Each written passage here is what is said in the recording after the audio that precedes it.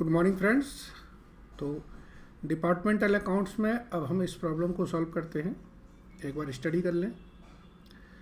Mister X has two department A and B from the following particular prepare the consolidated trading P and L account and departmental trading accounts. इसमें बोल दिया इन्होंने कि consolidated भी बनाना है और डिपार्टमेंटल भी बनाना है फॉर द ईयर एंडिंग 31 दिसंबर 2012। ओपनिंग स्टॉक है, परचेज है, सेल है, wages, carriage, closing stock. Okay, अब यहाँ से एक एडिशनल इन्फॉर्मेशन दे रखी है इन्होंने।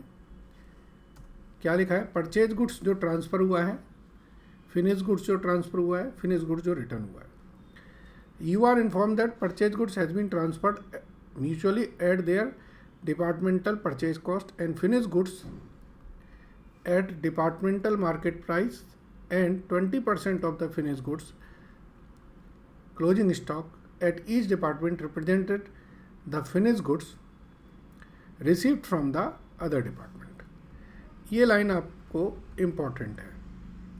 इस लाइन का मतलब है कि फिनिश गुड्स हम ट्रांसफ़र कर रहे हैं प्रॉफिट पर, मार्केट प्राइस पर, और फिनिश गुड्स पे जो 20% जो दोनों के यहाँ स्टॉक है वो ऐसा स्टॉक है जो दूसरे डिपार्टमेंट से आया हुआ है। इसका मतलब है इस स्टॉक में दूसरे डिपार्टमेंट ने प्रॉफिट जोड़ा हुआ है। तो जब प्रॉफिट जोड़ा हुआ है तो सब वो प्रॉफिट हटाना, वही हमारा स्टॉक रिजर्व या अनरियलाइज प्रॉफिट कहलाता है। तो देखेंगे हम कैसे होगा ये क्वेश्चन। अच्छा क्वेश्चन है कंसेप्चुअली। देखिए, सबसे पहले हम बनाएंगे डिपार्टमेंटल ट्रेडिंग अकाउंट।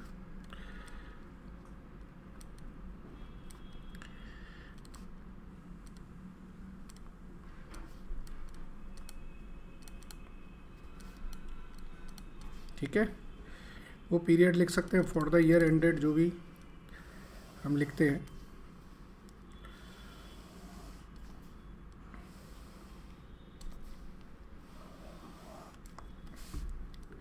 दो डिपार्टमेंट हैं, ए और बी करके दो डिपार्टमेंट आ जाएंगे।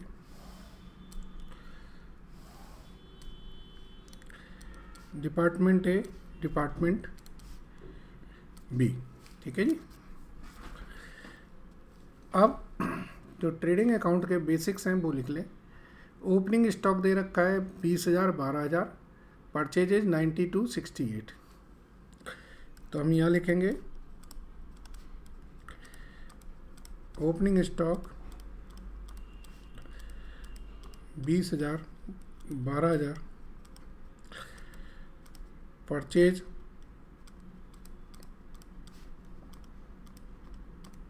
ठीक है जी। सेल है हमारी 1,40,000 और 1,12,000।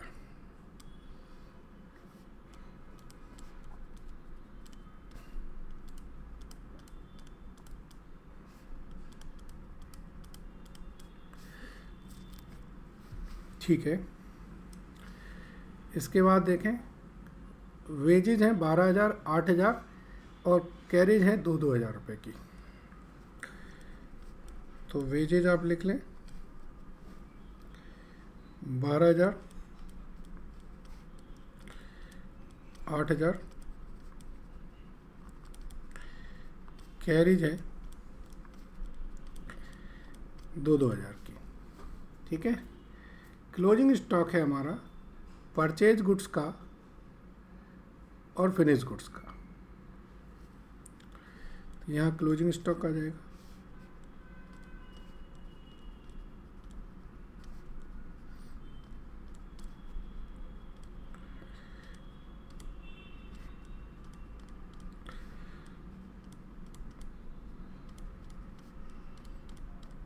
ठीक है जी।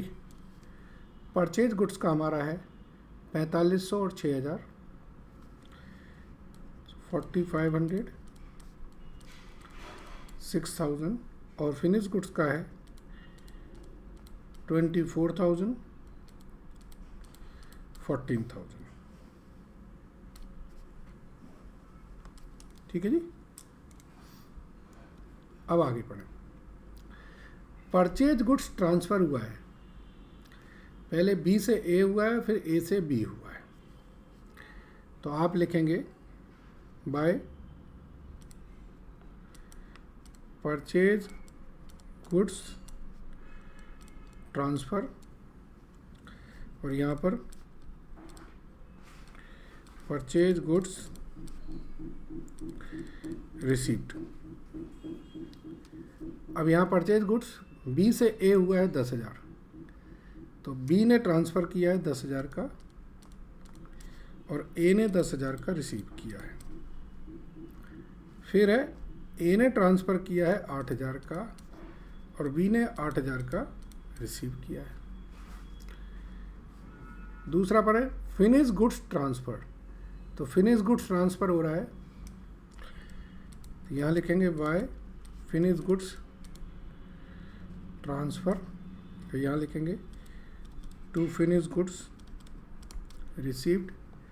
अब फिनिश गुड्स ट्रांसफ़र कितना हो रहा है, ए से बी हो रहा है 35,000 का और बी से ए हो रहा है 40,000 का। तो पहले ए से बी कर दें, 35,000 ए से बी और 40,000 बी से ए।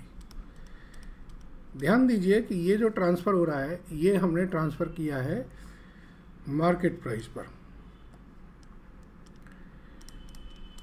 मार्केट प्राइस पर ट्रांसफ़र किया है, इसका मतलब है कि इसमें कुछ ना कुछ प्रॉफिट इंक्लूड है, जो डिपार्टमेंट का प्रॉफिट होता है। अब है return of finish goods, sale return आई है, तो जब सेल रिटर्न होगी तो ए से बी में सेल रिटर्न हो रही, ठीक है, तो ये गुड्स रिसीव्ड हुआ। अब है फिनिश गुड्स रिटर्न, तो यहाँ पे फिनिश गुड्स जो रिटर्न किया है वो रिसीव भी करेगा। फिनिश गुड्स रिटर्न किसने किया है, ए ने बी को किया है 10,000 का, तो ए ने 10,000 का रिटर्न कर दिया बी को और बी ने 7,000 का रिटर्न कर दिया ए को। कुल मिला के अगर गौर से देखो तो इन्होंने 35,000 रुपये का रिसीव किया था और 7,000 का रिटर्न कर दिया, मतलब इनके पास 28,000 का हुआ। ऐसे ही इन्होंने 40,000 का रिसीव किया था और 10,000 का रिटर्न कर दिया, तो 30,000 की नेट एंट्री हुई। तो ये बहुत प्लेन एंट्रीज थी जो हमने कर ली। यहाँ से हमें कोई बड़ी चीज़ समझने की ज़रूरत नहीं थी, ना बड़ा कंसेप्ट है, समझना सिर्फ इसमें अब जो है वो आगे की बात है।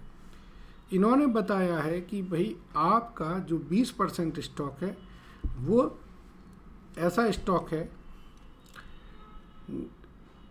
जो दूसरे डिपार्टमेंट से आया, मतलब इसका 20% और इसका 20% ऐसा है जो दूसरे डिपार्टमेंट से आया है। अब इसका मतलब है कि दूसरे डिपार्टमेंट ने इस पर प्रॉफिट जोड़ रखा है, तो पहले हमें ये देखना होगा कि दूसरे डिपार्टमेंट का प्रॉफिट है कितना, ठीक है। तो इसको वर्किंग करते हैं।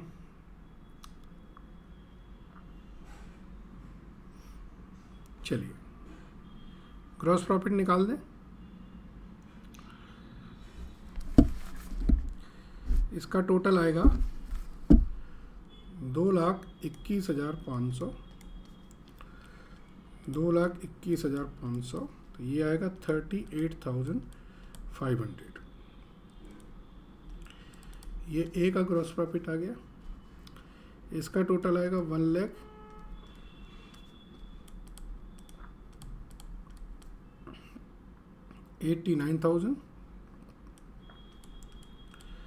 तो ये आ गया 46,000, ठीक है जी। अब हमारा एक वर्किंग नोट बनेगा, ग्रॉस प्रॉफिट परसेंटेज ऑफ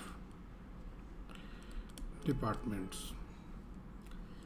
ए और बी है, इन्होंने सेल जो की है वो की है 1,40,000 की और 1,12,000 की, प्लस जो ट्रांसफ़र टू अदर डिपार्टमेंट किया है finish goods eight market price. इन्होंने 35,000 का गुड्स ट्रांसफ़र किया है और इन्होंने 40,000 का गुड्स ट्रांसफ़र किया है, लेस फिनिश गुड्स जो रिटर्न आ गया है इनके पास 7,000 का रिटर्न हो गया, इनके पास 10,000 का। तो जो नेट सेल है वो कितनी है, ये प्लस करो ये माइनस करो, तो ये आ जाएगी 1,68,000 और ये आएगी 1,42,000। जो ग्रॉस प्रॉफिट है वो 38,500 और 46,000। ठीक है। सो जीपी परसेंटेज की बात करें 22.916%, 32.394%। 38,500 डिवाइडेड बाई 1,68,000, वो तो बड़ा सिंपल है। ठीक है। अब स्टॉक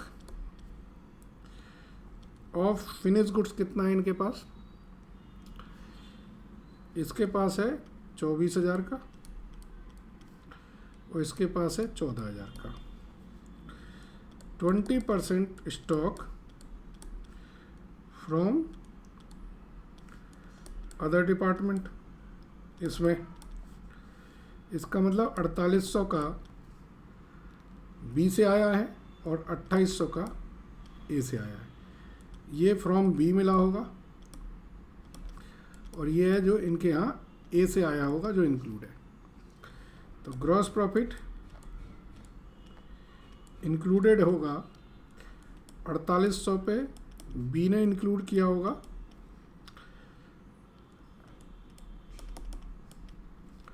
और 2800 पे ए ने इंक्लूड किया होगा। तो ये अमाउंट आएगी 1,555,641। ठीक है जी।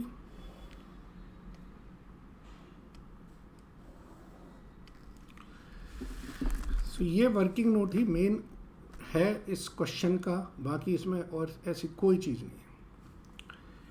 अब हमसे पूछा गया था कि कंसोलिडेटेड ट्रेडिंग अकाउंट बनाते, तो हम बना देते हैं। इसमें कंसोलिडेटेड ट्रेडिंग अकाउंट में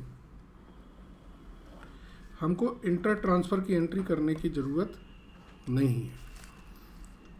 तो ओपनिंग स्टॉक दोनों का कितना है, दोनों का ओपनिंग स्टॉक जोड़ के करेंगे तो 32,000 हो जाएगा। ठीक है। दोनों की सेल जोड़ देंगे तो ये आ जाएगी 2,52,000 की।